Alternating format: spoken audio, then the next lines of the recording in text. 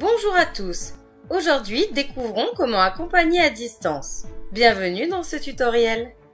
Cette vidéo vous permettra de mener à bien des échanges distanciels grâce à la visio. Vous avez peut-être l'impression d'être face à un casse-tête. Eh bien, si c'est le cas, dites-vous que vous êtes au bon endroit.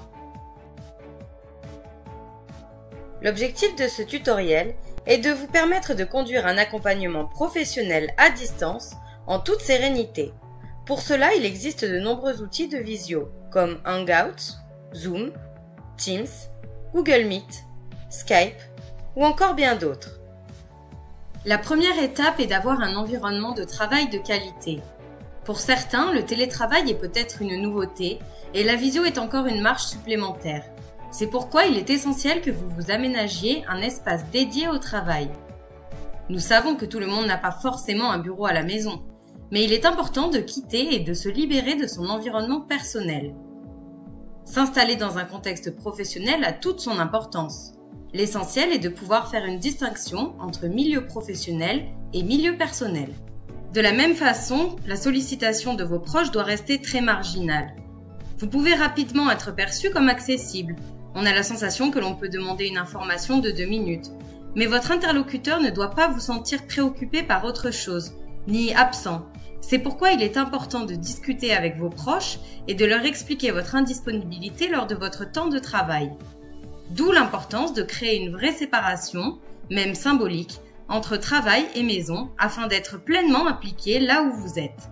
La deuxième étape consiste à avoir un matériel de qualité. Vous pouvez réaliser une visio à travers un ordinateur, une tablette ou encore un smartphone, l'essentiel étant que vous soyez à l'aise. Assurez-vous également de la qualité de votre matériel audio, le micro et les haut-parleurs. Si vous avez un problème avec ces derniers, cela risque de vous énerver et de vous empêcher de conduire un accompagnement efficace. Ce que nous conseillons, c'est le casque filaire.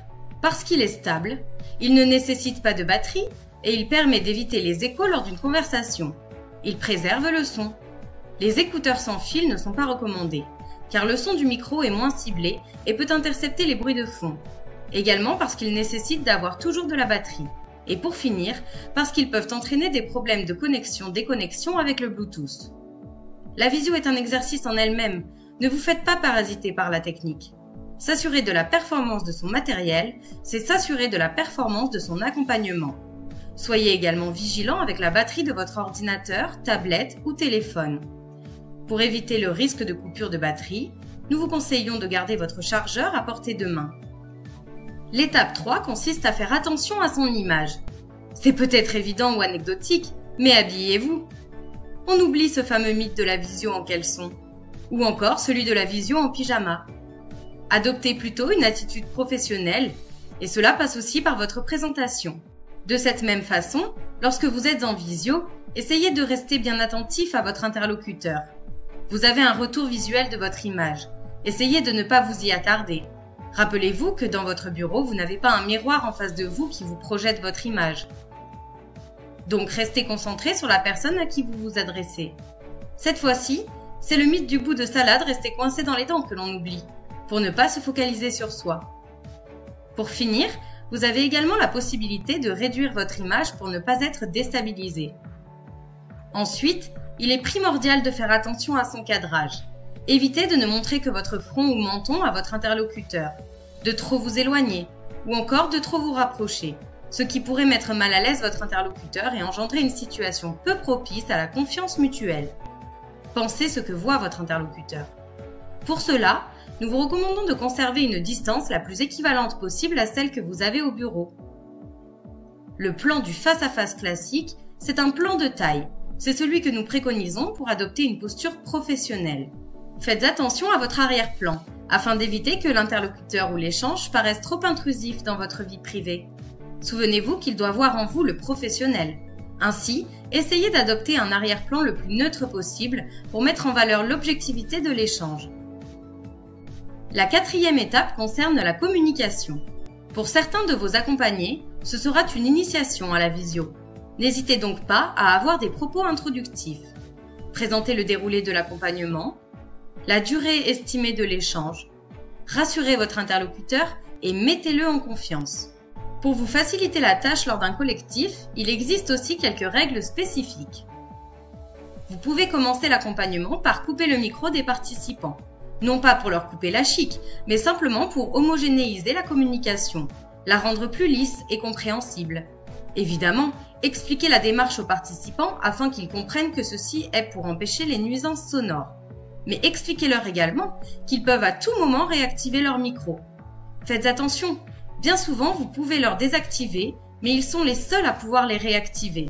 Assurez-vous qu'ils connaissent la démarche.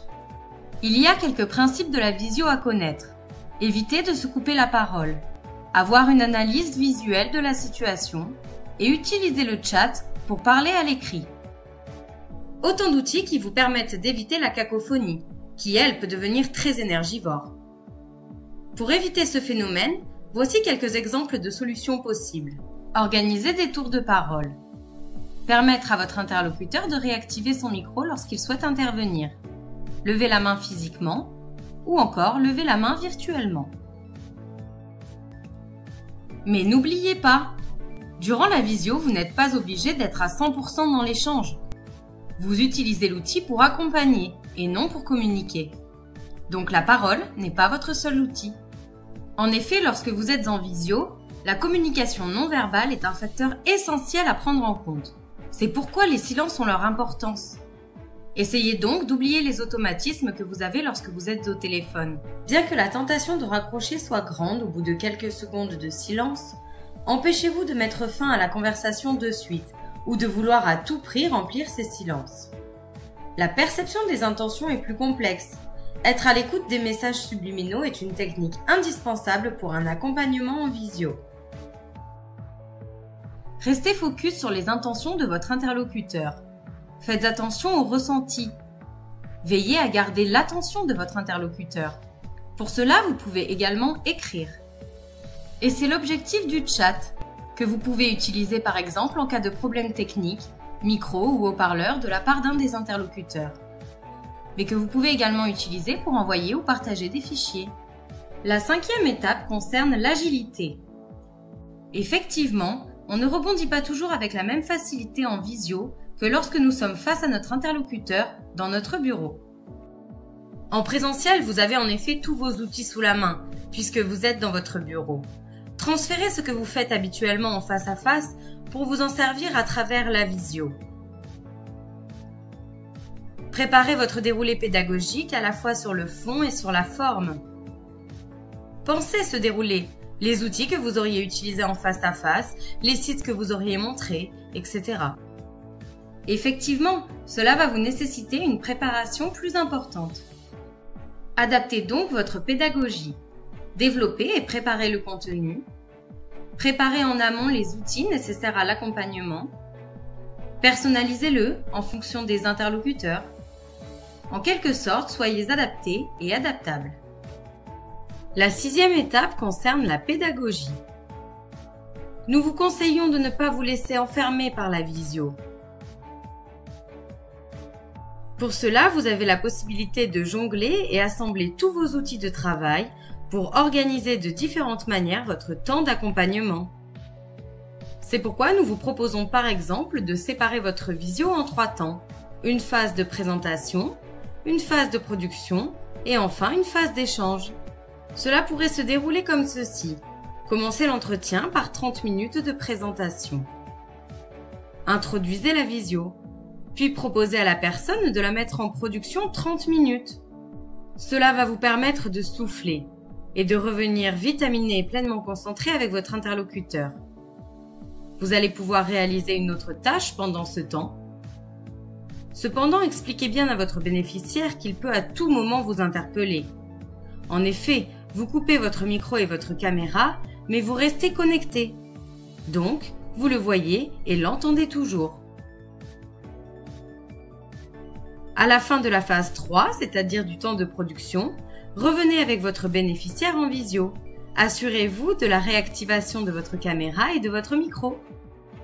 La visio vous permet également de partager votre écran avec votre interlocuteur, c'est-à-dire de lui montrer l'écran que vous voyez chez vous. Cliquez sur « Partager l'écran ». Ainsi, votre interlocuteur pourra voir votre écran à distance. Bien évidemment, vous pouvez à tout moment décider de stopper le partage.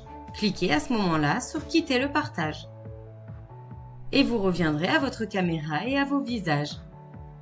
Le partage d'écran de votre part ou de la part de votre interlocuteur vous permet d'échanger des outils de production, des articles scientifiques, littéraires, ou encore des pages web ou autres outils informatiques. La 7e étape consiste à différencier vos moyens de communication. Il peut être pertinent de hiérarchiser les moyens de communication. Le téléphone concerne les messages urgents et importants. Les textos ou équivalents concernent les messages plutôt urgents mais moins importants. Les mails concernent les messages qui ne sont pas urgents ou qui sont complexes. La visio concerne les réunions de travail ou encore les accompagnements à distance.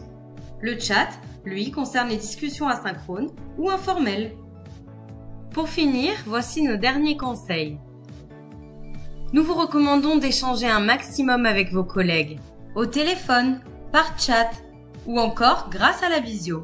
Cela vous permettra d'avoir un partage d'expériences, des échanges trucs et astuces, des témoignages ou encore des feedbacks sur vos expérimentations. Vous avez désormais toutes les cartes en main pour réussir votre visio. Voici un petit récapitulatif.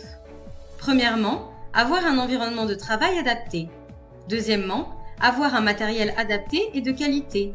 Troisièmement, faire attention à la gestion de l'image de soi. Quatrièmement, faire attention à la gestion de la communication verbale et non verbale. Cinquièmement, avoir une préparation agile et revisitée. Et enfin, pour finir, sixièmement, avoir une pédagogie adaptée et organisée. Désormais, vous êtes prêts pour aborder vos accompagnements à distance en toute sérénité. Retrouvez-nous sur notre site web cibc-normandie.fr.